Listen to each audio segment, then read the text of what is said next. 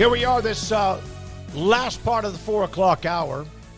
J.J. Joe, Baylor Radio Color Analyst, former Baylor quarterback, joins us on 365 Sports, Baylor at Colorado. We've mentioned that with Gary Barnett and also discussed it ourselves.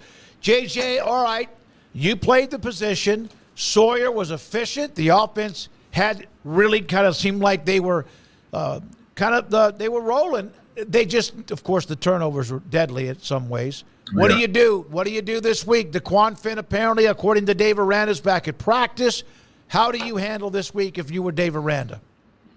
Well, I mean, I think Smoke is good to see. I think that Sawyer put him in a pickle a little bit. But if we believe the reports, and I know coaches like to hold stuff, until they make an official announcement. If we're to believe the reports during the fall, the spring, the summer, the fall, it's that the competition was neck and neck. And if that's the case, I would think based on the performances that coach has seen, that there's no way he can take Sawyer out of the starting lineup. Typically what happens is when a guy comes in, usually it can happen in the spring, but it really happens in games. Either a guy, wins the hearts and minds of the team, or he doesn't. And that's usually based on your performance. So if you ask me, I think that Sawyer has, he's given coach no reason to put him back on the bench. And DeQuan had 2 games. Now that doesn't sound like a lot, but he had an opportunity to run with the gig, and it did happen. So that would be my thought. JJ, is it a good problem to have or a bad problem to have? No, I think it's good. And I said this at post game, and I also wrote it for you guys today. You just hope that I'm not sure. I don't know DeQuan that well. You hope he's a very mature young man. I know he came with high hopes that, he recognizes that Sawyer sat there while he had a chance to – he won the position, had a chance to start 2 games, and Sawyer kind of had to work with it. And Sawyer's a 4th-year guy. And right now he has to, if coach chooses this direction, he has to hopefully be the kind of teammate that where if Sawyer gets the call on Saturday, he's going to be ready, prepared to support. So I think it's a good thing because you have 2 quarterbacks that can start a game and go win you a game, and that's always a plus. JJ, what were your thoughts on just Bryson Washington came in, obviously made a huge difference as well, of just the infusion of Washington and Robertson. What do you think that did for this offense, and how did it look to you as you walked away on Saturday? Well, I'm going to tell you, there's one time in the game, and I forget if it must have been second half because we didn't really get going in the first half. But I was watching them as they went out. They went out, I think we're waiting on a TV timeout, and I was just watching the receivers. They had a 3-receiver set to the press box side, so I had a good view. And I'm not sure if it was Ashton or if it was Monterey. It was a smaller guy, so it was one of those guys. He's out there dancing, dude. That's all I had to see because I didn't see dancing in the first 2 games. I saw him dancing and it wasn't dancing like he's trying out for competition. He's kind of kicking like, hey, dude, we're active. And I just think that it's a good, like I said, we talked about a good situation. I just think that the life it injects, the guys, that whole second half, man, I was thinking like, shoot, I wish I would have saw this against Utah because I think it was just simply everybody recognizing that the new guy that he's put in, Sawyer, is able, for whatever reason, able to activate everybody and put everybody in play and really make us move the ball well. So that's always, man, you're happy as a player when that happens. JJ, how many points is a turnover worth against you when you're on offense?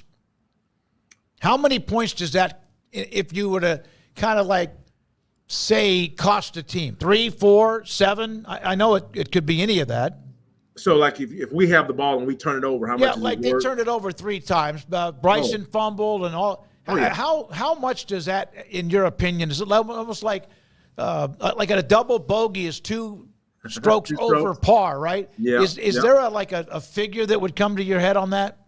Well, I mean, it's not, Smoke, but just to kind of give you an idea, if I look at the flow of the game, if you think about it, the first drive we didn't like, but he took a shot, but we kicked the field goal. And the way our kicker is kicking, we're almost, even though he missed one, it's like a guaranteed 3. But I'm going to tell you, the turnovers we had with Dawson, which I was surprised. Dawson never fumbles. But with Dawson, that was going to be a touchdown. I mean, we had him on the ropes. We were moving the ball swiftly down the field. That was going to be a touchdown. Then I think the next one, if I'm trying to remember which order these went in, it may have been Bryson's fumble. And Bryson caught that check down from Sawyer, and he's at the 24. I think that's at minimum a touchdown because they really were struggling, really keeping us from gaining yards. And then, of course, Trigg, I thought Trigg, that was an iffy one, so I won't give points on that. But I think, it just depends on flowing the game smoke. But the way ours happened, at least two of them, and even the third one was moving in. I think we left 21 points easily on the board. And I'm using a different number because, Coach Aranda has a propensity to go for 2 for some reason. JJ, this Colorado team is explosive at the skill positions. They have the best player in the country probably in Travis Hunter. He's absolutely unbelievable. Now, where do you see Baylor having advantages here? Neither team is particularly proficient at running the ball, but Baylor showed some propensity for that last week, and that's what they're going to have to do to win this game. Where do you think this they can get over on Colorado on the road? Yeah, I think if you're Colorado, number one, you want to try your best to keep Shedeur Sanders and Travis Hunter off the field, and I think you have to be prepared, of course, to have to score points if you have to. But for the most part, I think Baylor's advantage to me. Teams have showed, even though Colorado State didn't show it, and Baylor hadn't shown a great run game. I think Baylor has to run the ball this week. That helps shrink the clock just a little bit, slows them down, keeps Shedeur off the field, and I think it starts to demoralize them. All the teams have been able to run the ball on them. You can see it. About halfway through, Shedeur starts pressing, and I think that's what we want. We want something in where, number one, there's 2 ways to get Shedeur to press based on what I've seen. One, he's not getting that many opportunities. He will press and take chances. And then, of course, when he gets behind, he'll take chances as well. I think that's one area. And the second area is Garmin, Trevon. I think on the edge, we got a chance to win. I think they struggled on the edges, their tackles. I mean, those guys got to put pressure on Shedeur and get him off his spot. He's very good. I mean, you think of his dad, you think he'd be very mobile, throw on the run real well. Now, he can move and throw, but it's better to get him off his spot because if you let him sit on his spot, he doesn't miss very much. JJ, I feel like we haven't seen much from the secondary in these first few games, right? I mean, definitely not in this past game. It was practically all run. What have you seen from the secondary from what we've seen, and what have you been able to glean from that? No, I think we're very much, Craig, you mentioned, we're very much untested, man. I mean, I'm concerned a little bit just because, this will be the first team we've seen that's going to have some guys. They have 2 guys, but besides Travis, so they have a couple, but besides Travis, I think it's Horn. I forget. It's Jim Horn. I think Jim Horn Jr. But those guys can go. And one of my concerns is that what I saw in the Utah game is both Caden and Snacks got a little handsy. And if you're getting handsy, although Utah has some solid receivers, I'm not knocking solid receivers. I mean, Utah's receivers. But I believe that Jim Horn Jr. and Travis Hunter may be the best 2 we see this year. Now, I'm just kind of reaching it because I don't know everybody. So I'm a little concerned about that. But if the formula here, man, is, the defensive line, the 2 guys I just talked about on the end, they ought to be licking their chops and trying to go get that quarterback. I think there's opportunities to get this quarterback because they still struggle at the tackle position. I asked Gary Barnett, we had him on earlier, obviously the former Colorado Northwestern coach. You played the position at quarterback. Is there anything that protects a quarterback more than a good run game? Not at all. Not at all. I mean, that's what made me effective passing it. I wasn't the greatest passer. I mean, I could throw it, love to throw it. That's what I did in high school. But the fact that we had a commitment to running the ball, it gives you a lot of really what I would say predetermined coverage.